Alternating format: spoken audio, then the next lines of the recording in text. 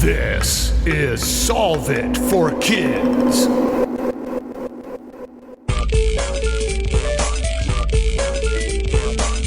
Hello, my amazing and curious friends. My name is Jennifer, the Dean of all things STEM and STEAM, and this is Solve It for Kids, the science podcast that gives kids and families a peek inside the real world of scientists, engineers, and experts as they solve problems in their jobs using creativity, cooperation, and critical thinking. And now please welcome to the show my podcast partner, Galactic Space Geek, Jeff Ganya. Hello, Jennifer, and hello, listeners. I am super excited. We have a space episode, and we are talking about some things that everybody loves now. Yes, absolutely. So what problem are we solving today?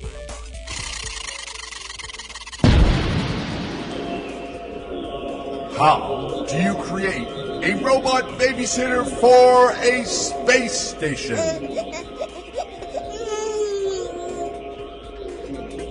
Ooh, how do you create a robot babysitter for a space station? Now this sounds fabulous. Who is our guest today, Jeff? Agreed, and we have the right guest to explain it to us. We have the wonderful Dr. Julia Badger. She is, listen to this, everybody, the Autonomous Systems Technology Discipline Lead at NASA. In other words, for us, a robotics engineer. Welcome to the show, Dr. Julia.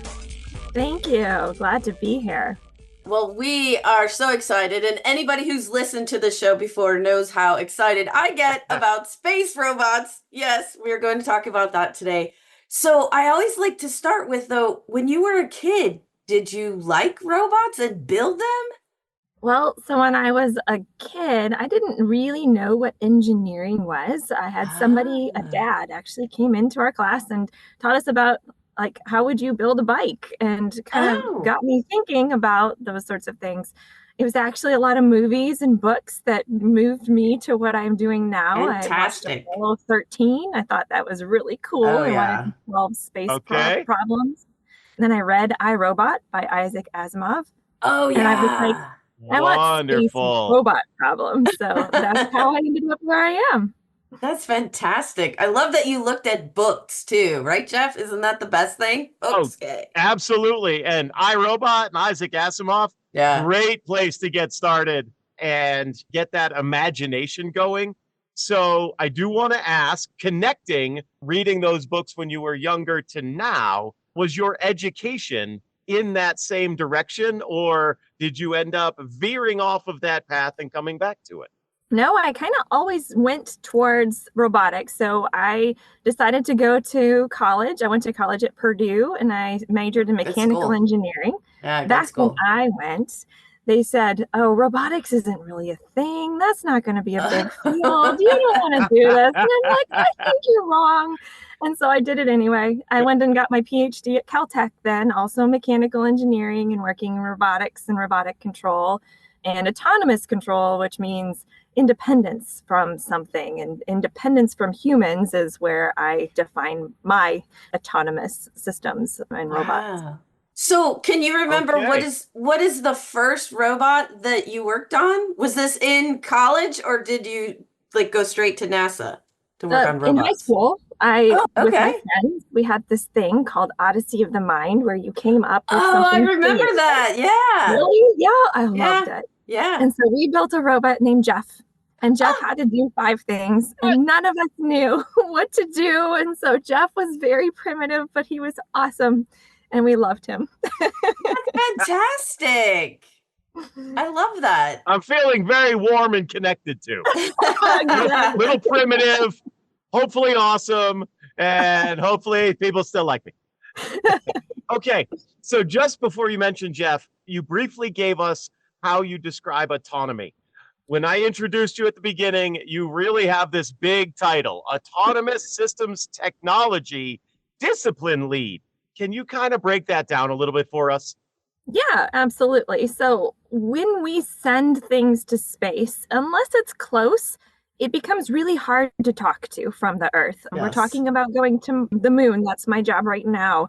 And we don't expect to have communication back to Earth all the time. So if we're doing work and we want to do science and work as often as we can, we really have to do it without people being in control of it. And so we call that autonomous. And it's an autonomous system when it goes and does its own thing. Yes, exactly. All right. That certainly simplifies that big title.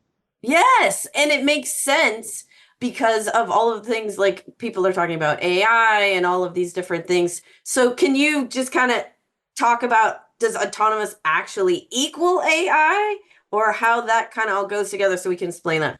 So the definition of AI differs across whom you're talking that's to. True. That's true. But I would say that it is not equivalent. You do not have to have artificial intelligence to have an autonomous system. It could just be automated. We use that word too, where it doesn't really imply intelligence so much, but does its own thing and is a part of what you would expect a system that's independent to do. Control loops are kind of a thing like that. You can have a smart air conditioner, right? Where it'll switch to a different temperature based on the time of day. That's autonomous. It does it by itself, but it's not AI. It's automated. That's an important distinction. Thank you for letting us know that. But there's a lot that we do that is needing intelligence, right? So we work on spacecraft that we want them to handle themselves all by themselves. And that's a lot more complicated than an air conditioning system on Earth. You do still have air conditioning. But if that air conditioning breaks, then you're really upset. You're in big trouble. You're outside, right? You can't go outside and get air. And so it ends up being a lot more technology behind that to keep that autonomous. And we do use things that border into and approach artificial intelligence. Not always machine learning, but artificial intelligence for sure. Wow. You are also considered the Gateway Autonomy Lead. What is Gateway? Gateway is our lunar space station. It is going to be basically a home for astronauts that is in orbit around the moon. We are doing Gateway as part of the Artemis program. So Artemis is to send back astronauts to the moon. And instead of like we did in Apollo, where we landed, grabbed some rocks, planted a flag, came back, now we're going to stay for a while. We're going to go explore. We're going to spend 2 weeks on the surface of the moon, figuring things out. We're going to learn how to live there. And it's part of a Moon to Mars initiative. So we're really thinking about what it means to try to live on a different planet. And Mars is far away, so we'll have to live there for a while. So we're really thinking about sustainable human presence on the moon. So Gateway is a big part of that. It's kind of the place where if you know you're going to take a big trip and you don't, you got to send stuff in advance because you got to have, all your clothes and your video games. And for us, it's also your food and your air and your water because you can't buy those there. They just aren't available. So that's the place we're going to kind of put everything. We're going to have our astronauts go there and they're going to switch spacecraft. They're going to get there one way in Orion. And then they're going to switch into this other spacecraft. There's a couple of them. We call them in general the Human Landing System, and that goes down to the moon. So all of this is going to kind of meet up at Gateway. And Gateway will spend its life mostly uninhabited and hanging out around the moon, doing science and observations and doing comm relay and that sort of thing. And so my job is to make Gateway be able to run by itself for up to 3 weeks without any human talking to it. And if things break or the system needs to be maintained or you need to turn on a payload, we have to put all of those commands on board. Right now for the International Space Station, we have 24/7, 365 mission support on the ground, sending up 900 commands a day. Our space station isn't much different from a system perspective, but now all those commands have to happen on board. So I'm in charge of the system that is going to do all of that commanding. Wow. That's a big deal. And that is a great lead in to how do you create a robot babysitter for a space station? So I'm assuming that's kind of who's going to be running it. You're going to create this sort of robot babysitter. How do you even start with that, I think, is the big question. Yeah, so it's fun first. Yay! But you have to really That's good understand news. your system. Yeah, right.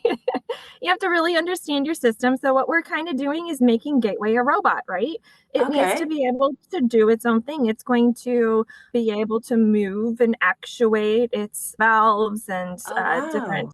things that on board to be able to take care of things. We're going to be checking, monitoring, right, for Right. health. If something breaks, we're going to know about it. We're going to take care of it.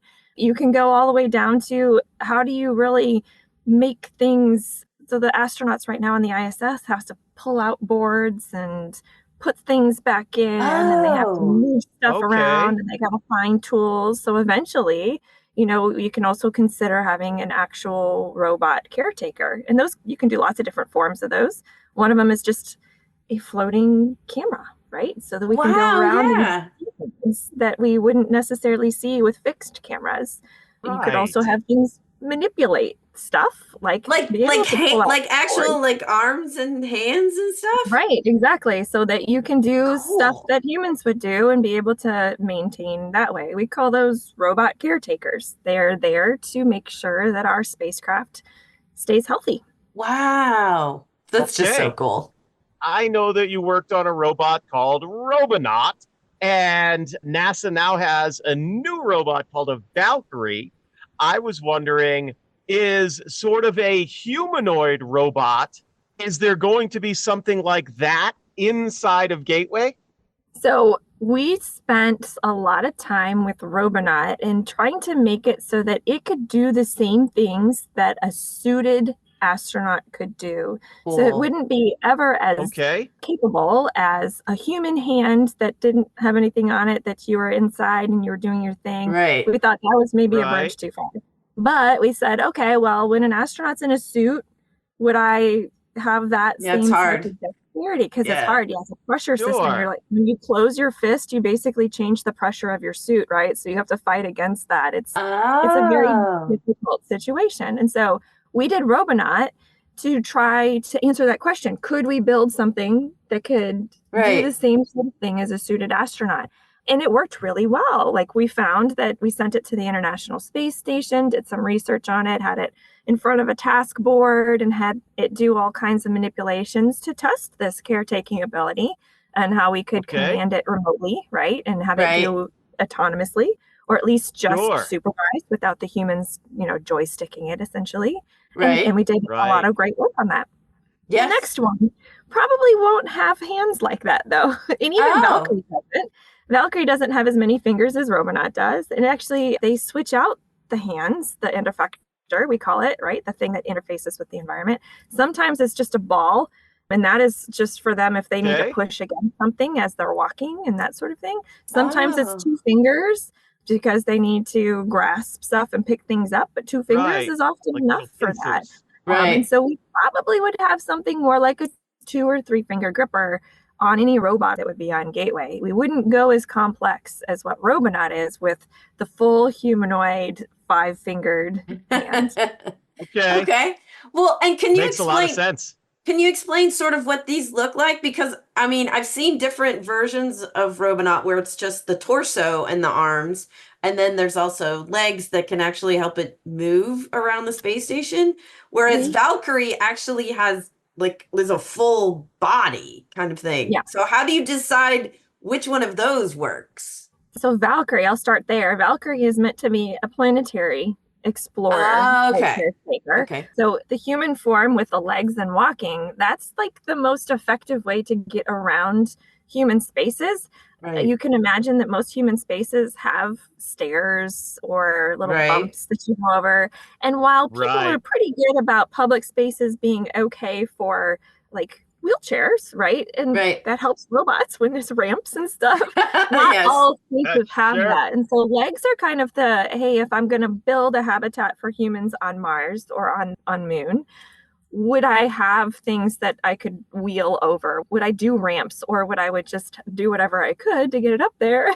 Yes. Have to deal with that. So that's why Valkyrie looks the way she does. And we call her, she's a female robot, if you will. That doesn't really Yes. Not robots are robots, but that's how we refer to her. But she's a legged robot for that reason, to see, hey, could we build something that would be reliable and do that? And we've actually used it on Earth quite a bit too, for things like bomb disposal, as a partnership with some other government agencies. So we'll do that kind of work too, because part of our mission at NASA is to bring the technology back home and have it applicable to Earth as well. So now Robonaut does look different depending on which Robonaut you're looking at. There's 8 of them. And 4 of them have legs and 4 of them don't. The legs on Robonaut, though, because it's on a space station that has no gravity, they have grippers at the end to grab onto handrails to maneuver him around so that he can get to the spot that he needs to go. The other 4 don't have a bottom half, and they're just kind of the top half. They're more of our research bots. One went to Australia and a partnership with an oil company over there. They have not normally manned offshore platforms. They were interested in understanding how our technology worked too. Oh, wow. One of them in Detroit at General Motors, who was helped build the Robonauts with us.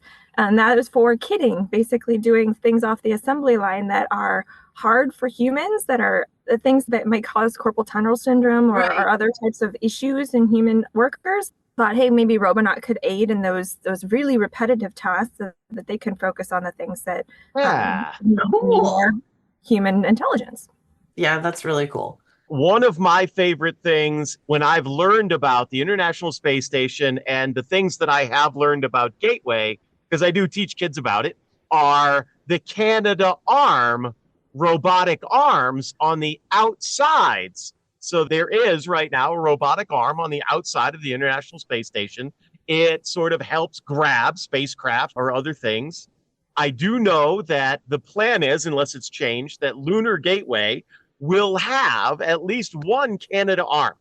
My question is, I have seen an animation from NASA where that Canadarm is just moving itself all over the outside of Lunar Gateway. Is that accurate? Is that what it's going to do?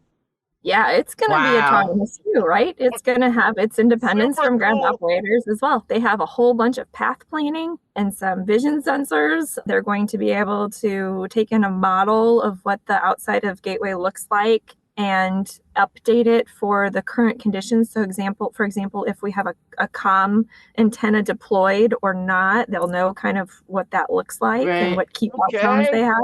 And they'll be able to move from one spot to the other without a ground commanding it, which is awesome. And actually my system that is taking care of all of Gateway helps out, because as it grabs onto another place, I have to power that robot from Gateway. It doesn't it's not battery powered in and of itself. That would be a hard payload to have to move around. So it's get powered by its base, and I have to VSM my system switches where the power comes from and the data comes from essentially every time it moves. So it's this really coordinated system wide. The whole Gateway is working together to have that happen.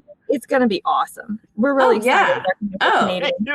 Legit awesome. That's super cool. So I realize that there's lots and lots and lots of coding, but can you kind of give us an idea of how long does it take you to create all of this? But then how do you know, like, you've gotten everything done? I assume you guys are building some kind of model and then testing it there. Do we also assume that it will work the same in space, or are there atmospheric issues that you have to deal with in space that you don't have to deal with here with gravity? Yeah, so that's a great question. So from a standpoint of how long, let's just start there. So the technology that we're developing and deploying into like the Canadarm for Gateway, or the Vehicle System Manager, which is my system, that's been under development for decades. There are people, researchers that started in universities and laboratories that said, hey, this would be a great idea. And so they start building it and saying, okay, this is working, this is not working, that sort of thing. And then I came along later in the game and I said, this seems like a really cool technology. This seems really awesome. I have these requirements. I have this list of needs for my Gateway, for my system. This is what I need it to do. And so I assessed essentially the needs versus these technologies, and we picked some. And then we said, okay, we're going to bring this up to operational. And that takes an awful lot of work to now say, okay, now I've got a real system I'm going to deploy. Yes. And so we've been working for a few years. I've personally been working on this for 6 years. We should launch in about another 2. So that kind of gives you a context of how long it takes to really deploy it. We're getting really close, and we've got a lot of stuff going on about, how does this really work? So we're building it now. And then we have laboratories actually just downstairs from me where we get as much of the flight hardware as we can. And we get as much as we can do. We call it test like you fly. We want to do whatever we can to test our system, and we do it even development as much as we possibly can. But at the end of the day, we do verification and validation. It is official. I have to sign off on things, and a bunch of other people do. And we all have to agree that my requirements are met by the system that was built.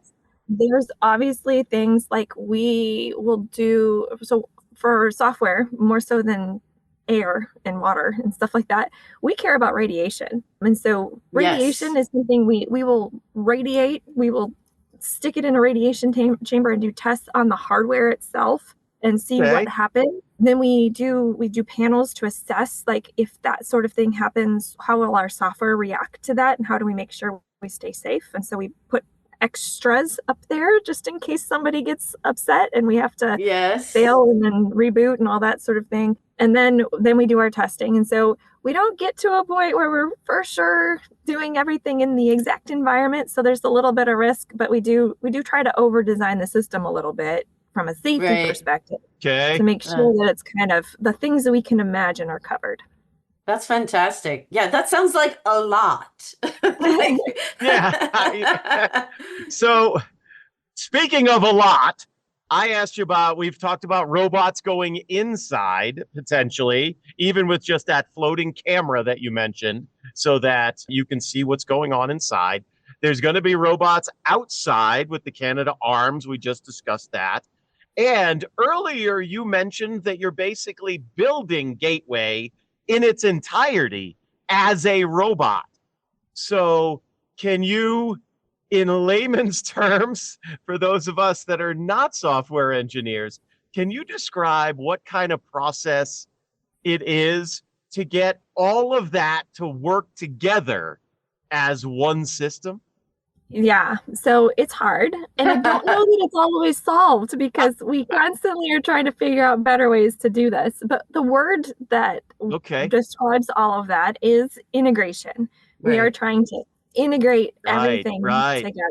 We do that by practicing integration as we develop things. And so we have, for example, software coming from around the world. Each of the modules that build up Gateway have a piece of the system that is needed to make it a robot, whether it's the robot itself, the hardware, or it's the valves, or it's the thrusters, or whatever it is. And we have to do, so one of the things my system does is make sure that when we're in Eclipse, the batteries from all these different modules are discharging, that we're using those batteries at the same rate. So nobody gets too low, right? You don't want one battery to get really low and the other one be at 100%. So part of what we do is just coordinate all of that, which sounds simple, but somebody's got to do it, right? So we kind of need the batteries, not the batteries, but we need something close to those batteries to kind of test and make sure everything works together. So it's part of that testing that we did, is that we do it as often as we can. We try to stick it with hardware, because hardware will tell you whether you're working or not much faster than anything else. Yes, exactly. Integrate it all together and do that testing. Okay, so I have a question. Gateway and all of the robotics that you're creating and everything, what if it can't fix itself? Then I'm assuming if it's something dire, can you kind of put everything dormant until humans can get out there and all that kind of stuff? Like, what is the plan for that? We are designing Gateway to be single fault tolerant, and which that means is that one fault doesn't take down the operation of Gateway. So it generally means there's at least 2 of everything in some way, shape, or form. So if something were to break, we know that some of it we can't fix, and so we'll fail over to the backup Okay. of whatever it is. And we will wait for when humans come up to then go ahead and fix it. And that's part of our logistics planning for each of the flights that we do and all of the stuff that goes to Gateway and what spares we have on board and all of that. So it's actually pretty complicated, but that's how we deal with it. I mean, isn't that kind of what they do with the International Space Station as well, too? Yeah, 100%. They actually they're too fault tolerant. So they have kind of two backups for everything. The benefit for them, though, is they're really close. And we send up stuff kind of all the time, and there's always humans on board. So they typically have the spares and things that they need up there, just because we have, it's very common to have flights that restock the ISS. Right. Well, that's good. Yeah, it's a little bit further to get to the moon. Right. And so, all the stuff we're learning on the ISS on how we do that, right? We're kind of saying, okay, now let's take out 2/3 of our flights. And exactly. Right? Yeah. How do we make it 2/3 of the flights and like 9/10 of the humans. And yes. Yes. Yep. But it's a learning experience, right? It is. Oh, yeah. Very much so. Man, what a cool project. I love the Lunar Gateway. Can I ask, because you are so deep into this project, what is something about the creation of Gateway that the rest of us out here don't know? Oh, wow. I would say that when we decided to start Gateway, we decided to not necessarily go with the technology that we had on the International Space Station. We said, we're going to learn from that. And so in particular, our entire network, how we're controlling it with software, all of that is brand new. Like we're basically pulling human spaceflight into the 20th century with all of that. And it's never been done before. And so, if we succeed at this, it's a really great thing. And so I'm not going to say risky because we've been working on it for a really long time and we feel confident. But at the same time, it's like there's other spacecraft being built like Orion and that sort of thing that they haven't gone as far as we have on saying, okay, this is going to be autonomous, because they don't need to be. There's always humans on board, for example. But we're going further than anyone else is to make this very Mars-like. And in fact, our requirement for autonomy for 3 weeks is because we can't talk to Mars for 3 weeks when the sun is in between Mars and Earth. And so that is kind of the boundary of why we need to have 3 weeks of autonomy. So that's my favorite part about Gateway, is that we've always been forward thinking on how we develop it so that we can do these things that are really hard. Oh my gosh, I love that. A wonderful insight. It is. Okay, well, Dr. Julie, we could talk to you for hours, or I definitely could, about robots. But we are at the time in our show where we ask our guests to give our listeners a challenge. I'm curious what your challenge will be for us. Yes. Okay, so thinking about things that caretake or babysitters or monitors, my challenge is, if you've got a sister or a brother who likes to open the door to your room, build a monitor that can sound an alarm once your door is open, and then you'll know that somebody's sneaking into your room. I would have loved that. I would have loved that. I grew up with 3 brothers. Love them all, but I would have liked to have known if they were sneaking into my room. Right? And my brain is initially giving me a mental image of either Robonaut or Valkyrie just standing in the room, all stern, now that would take, with their arms crossed, with with the flashing lights and beep, beep, you are not authorized. You can get as complicated as you want on that.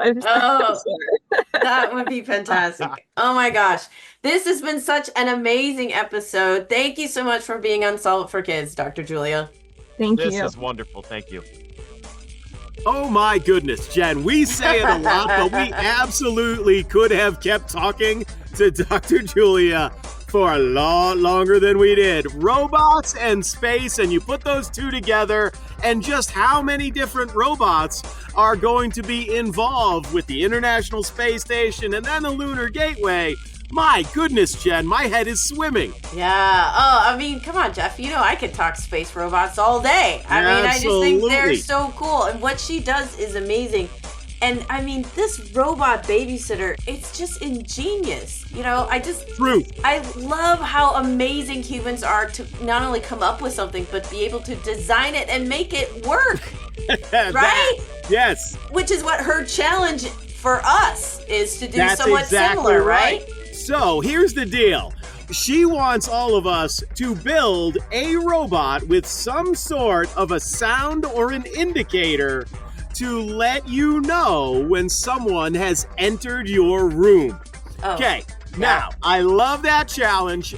Obviously, not everybody is going to have access to the same kind of robotic technology Dr. Julia is playing with, but you can definitely use your imaginations and figure out some way of creating, I'm doing air quotes, a robot that will still either give you that sound or indicator when somebody enters your domain. Right. And even if you can't build it, you could definitely design it, right? And you can draw it out and draw pictures.